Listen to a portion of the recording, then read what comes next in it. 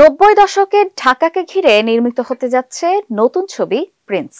Action, romance, আবেগ আর পারিবারিক টানাপোড়েনের মিশেলে তৈরি এই ছবিটি আগামী ঈদ উল ফিতরে মুক্তির লক্ষ্যে কাজ করতে শুরু করেছেন নির্মাতারা।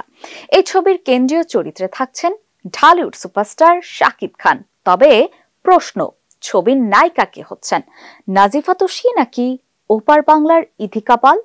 চলুন দেখে নেই। শাকিব বর্তমানে যুক্তরাষ্ট্রে অবস্থান করছেন। সেখান থেকে দেশে ফিরে তিনি প্রথমে সোলজার নামে একটি ছবির শুটিং শুরু করবেন। এরপরেই ক্যামেরার সামনে দাঁড়াবেন প্রিন্স নিয়ে। যদিও ছবির নায়িকা কে হচ্ছেন তা নিয়ে এখনও আনুষ্ঠানিক কোনো ঘোষণা আসেনি। শোনা যাচ্ছে নাজিফা তুষির সঙ্গে প্রাথমিকভাবে কথা হলেও তা চূড়ান্ত হয়নি। অন্যদিকে আরেকটি সূত্র বলছে কলকাতার অভিনেত্রী ইথিকা পালকেই নেওয়া হতে পারে এই ছবির নায়িকা হিসেবে।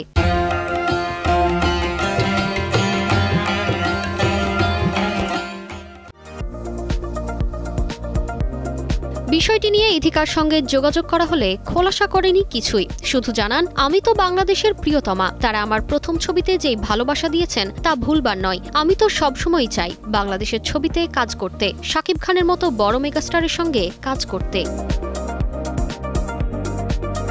ঢাকাই ছবির দর্শকের কাছে ইথিকার পরিচিতি আসে শাকিব খানের সঙ্গেই। 2023 সালের সুপারহিট ছবি প্রিয়তমা দিয়ে তার চলচ্চিত্রে অভিষেক। এরপর চলতি বছরের রোজার ঈদে বরবাদ ছবিতে আবারও শাকিব ইথিকা জুটি সাফল্য পায়। অভিনয়ের পাশাপাশি ব্যক্তিজীবন নিয়েও আলোচনায় থাকেন ইথিকা। আনন্দবাজারকে দেওয়া এক সাক্ষাৎকারে তিনি জানিয়েছেন, এখনও তিনি সিঙ্গেল। প্রেম না করার পেছনে মায়ের কড়া শাসনই বড় কারণ বলে উল্লেখ করেছেন এই অভিনেত্রী। তারতিবা ফারুহি, কালের কণ্ঠ।